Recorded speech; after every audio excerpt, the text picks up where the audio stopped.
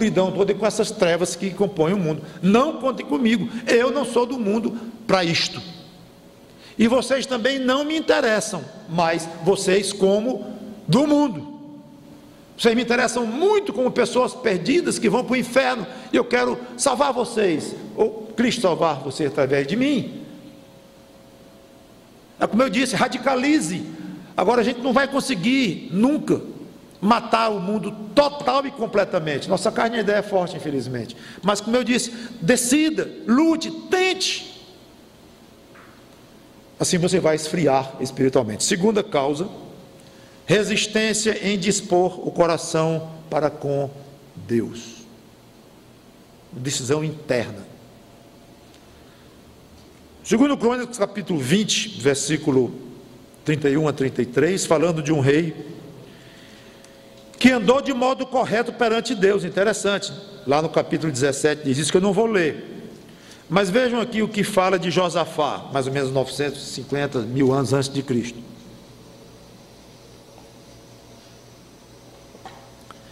Segundo Crônicas 20, 31 e 33, Josafá reinou sobre Judá, tinha 35 anos quando começou a reinar, e reinou 25 anos em Jerusalém. Sua mãe se chamava Azuba, filha de Sili.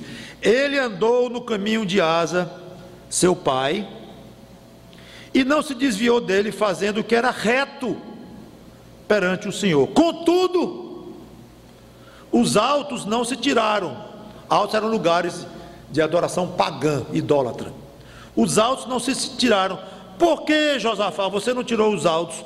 Porque o povo não tinha ainda disposto o coração para com o Deus de seus pais.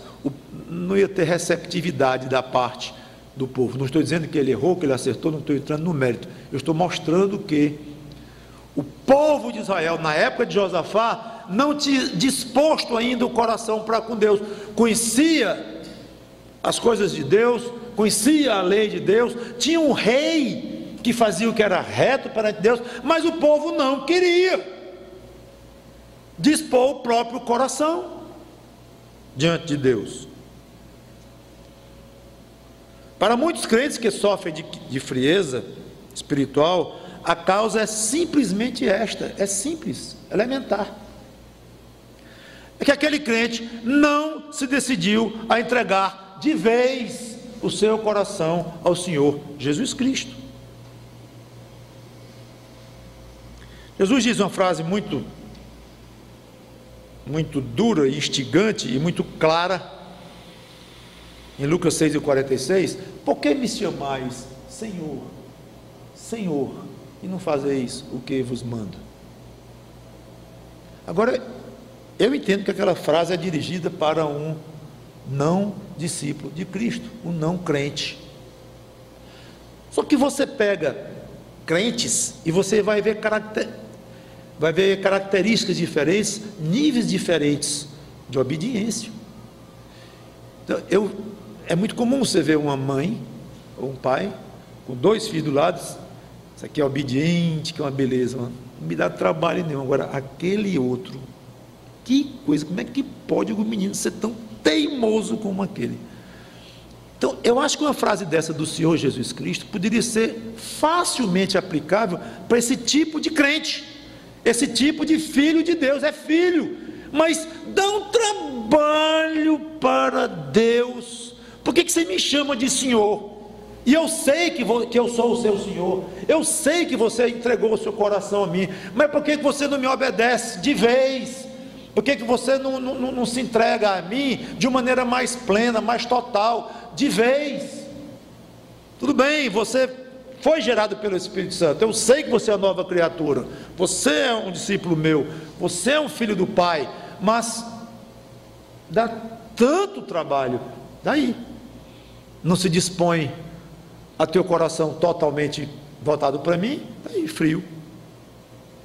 A santificação é um processo espiritual que depende do poder de Deus, tenho dito isso muitas vezes aqui, mas também depende da disposição, da vontade, da luta, do suor do crente. Eu não estou jogando peso exagerado na responsabilidade do homem e tirando o poder de Deus nisso. Não, eu estou dizendo exatamente o que a Bíblia diz. É Deus quem santifica, quem dá o poder da santificação, quem transforma o interior. Mas essa obra dele acontece simultaneamente com a decisão do homem. Olha aqui, 1 Pedro 1, 13 e 15, preguei inclusive longamente sobre isso recentemente, porque estou pregando 1 Pedro aqui à noite, muitas vezes. 1 Pedro 1, de 13 a 15, por isso, cingindo o vosso entendimento. É lamentável que essa expressão, eu tenho a impressão, se eu pedir para você explicar aqui, acho que 90% vai errar. Não é nem errar, dizer não sei não tenho a menor ideia do que seja isso. Irmãos, levanta aí e explica o que é cingir o entendimento. Pastor, eu não sei nem o que é cingir, quanto mais o entendimento. Cingir era uma expressão que eles usavam para amarrar uma parte das roupas longas sobre o corpo para poder ter mais movimento de ação.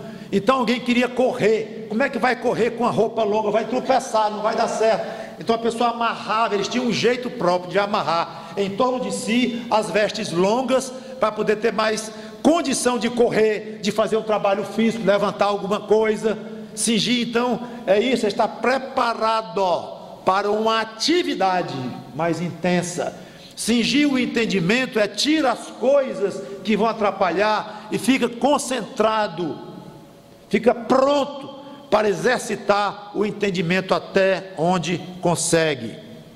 E ele explica isso até com as palavras seguintes: por isso, cingindo o vosso entendimento, sede sóbrios, que é exatamente a ideia de estar atento. A pessoa não sóbria, está com efeito do álcool, de droga, embriagada, ela está com a mente embotada, não percebe bem as coisas, é lenta nas reações, não consegue ser racional, não consegue examinar com muita agudez as situações. Então, alguém que está com a mente cingida é que está sóbrio, totalmente atento e em perfeitas condições de compreender e agir. É isso que Pedro está dizendo aqui.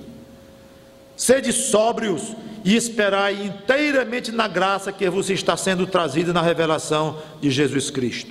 Como filhos da obediência, não vos amoldeis. Olha as ordens de comportamento e de desejo, de decisão. Já começa uma ordem lá com esperai. Esperar inteiramente na graça. Esperar é uma atitude. Você pode estar nervoso e requer esperando alguém, um minutinho. Eu sei que ele não vai chegar antes de meia hora, eu estou sabendo que não tem perigo, está escrito aqui, o avião não vai pousar antes, eu vou sentar aqui, vou ler um livro, vou tomar um sorvete, eu vou me acalmar, eu vou esperar com calma. Você decide, você se disciplina, pelo menos até um certo ponto. Vou parar de estar aqui para lá e para cá, feito doido, vou me aquietar, vou esperar. Então é uma ordem, esperem na graça, exercitem essa capacidade. Aí ele continua: não vos amoldei as paixões que tinhas anteriormente na vossa ignorância. Decisão. Pelo contrário, o que eu faço, Pedro? Segundo é santo aquele que vos chamou, tornai-vos santos. Quem é o sujeito desta ordem? Quem é que vai desempenhar a ordem? O crente. Porque é muito lido a frase seguinte do versículo 16: porque escrito está, sede santos, porque eu sou santos. Os verbos são diferentes. O versículo 16 é sede, que também é uma ordem e depende da nossa obediência, da obrigação nossa. Mas é interessante no 15, eu acho que é um pouco mais rico, quando diz tornai-vos, vão se tornando, vão ficando, vão adquirindo santidade. Mas a Bíblia não diz em vários lugares que a santidade é tu que dás, é Deus quem santifica, não sou eu, é o Espírito Santo que me faz santo. Como é que eu posso me tornar santo? Pois é, é assim. Você pode se tornar santo e você não pode se tornar santo, é assim. Ah, mas eu não entendo.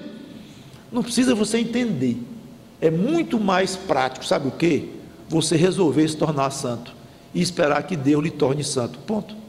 Para quem entender, ele mandou entender, ele se dignou a explicar como é que funciona essa mecânica da sua parte, do seu esforço, da sua obediência, do seu trabalho em fazer alguma coisa, da sua decisão firme, do seu sacrifício até, e como é que entra o trabalho espiritual diretamente do Espírito Santo em você. Ele se digna explicar essa inter-relação? Não. Então, porque não nos interessa, e de fato não nos interessa, só faz complicar. Quer saber de uma coisa? Eu vou ser santo, Senhor. Eu decidi hoje ser santo, porque tu mandaste eu ser santo, pois eu vou me tornar santo, eu decido me tornar santo. Pronto. Daqui a 10 minutos está lá: Senhor, me santifica, me torna santo.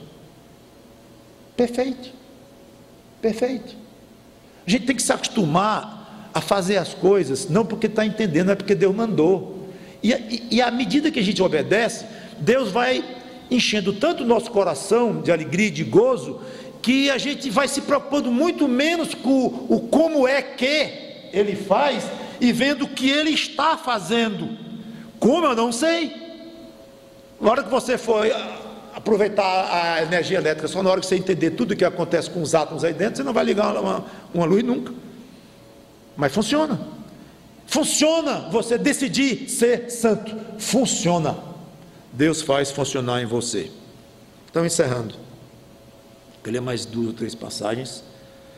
1 Tessalonicenses 5:19, não precisa nem ir até lá, que diz só assim, entre outras coisas: não apagueis o Espírito. Só isso. É óbvio, uma criança sabe que só se pode apagar o que está aceso. Claro, não tem sentido apagar essa luz, já está apagada, mãe. Eu não tinha notado, que é uma ordem estúpida. Não apagueis o Espírito. É porque o Espírito está aceso, ele está funcionando, ele está aquecendo o coração do crente. Então há coisas, atitudes que o crente pode fazer ou tomar, que vai gerar um esfriamento do Espírito Santo. Ele vai apagar o Espírito Santo que está dentro dele. Obviamente, quando apaga, haja frieza espiritual. Então ele fez alguma coisa, ele tomou atitude, ele seguiu rumos que conseguiu a proeza, triste e infeliz proeza, de apagar o próprio Espírito Santo que estava aquecendo o coração dele. E de uma maneira muito resumida, o que ele fez foi exatamente isso: não decidir andar por caminhos santos, porque Deus mandou, vai se tornar frio. Ele insiste em não ser santo. Antes de tratar então do coração quente, na próxima pregação, se Deus quiser, eu quero terminar lendo Tiago 4:8, a primeira parte, que eu tinha lido a segunda parte, de propósito pulei a primeira. A segunda é que diz para purificar as mãos e os que sois de ânimo dobre, limpar o coração. A primeira diz assim,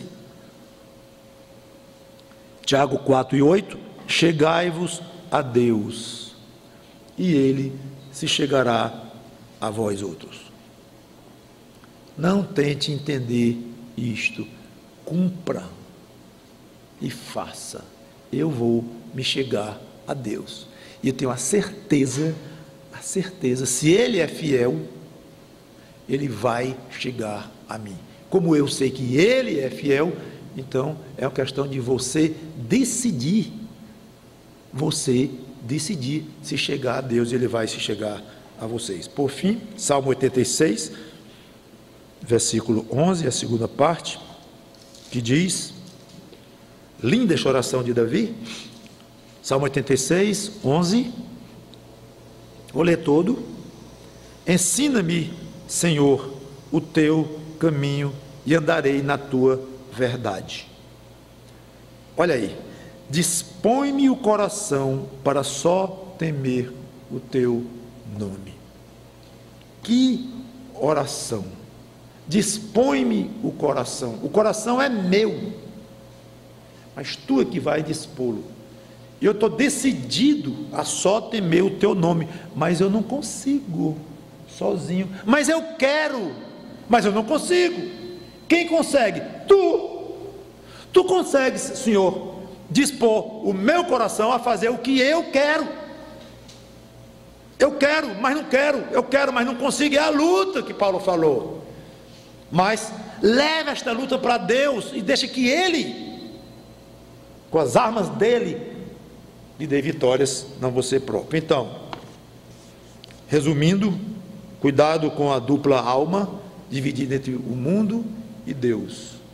Segundo, pare de ter uma disposição pela metade, de entregar o coração a Cristo e de seguir e obedecer a Cristo. Fazer isto é o caminho certo para esfriamento espiritual. E o contrário, confiar em Deus, crer em Deus, se afastar cada vez mais do mundo, cada vez mais ser crucificado para o mundo e ter o mundo crucificado para você, e ao mesmo tempo servindo de todo o coração a Deus, é o caminho certo, tranquilo para o calor espiritual. Vamos orar. Obrigado, Senhor Deus, pela Tua palavra, que o Teu Espírito Santo nunca seja apagado dentro de nós. É uma tristeza só imaginar que isso pode acontecer, e talvez tenha acontecido algumas vezes já na vida de cada um de nós, muito provavelmente, e nas vidas de alguns ele praticamente passa o tempo todo frio, sem aquecimento. Que pena. Nos ajuda, Senhor, a aquecer este coração, reconhecendo que só quem pode fazer isto és Tu, mas nós temos que querer. É em nome do Senhor Jesus Cristo que nós pedimos, agradecemos e Te louvamos.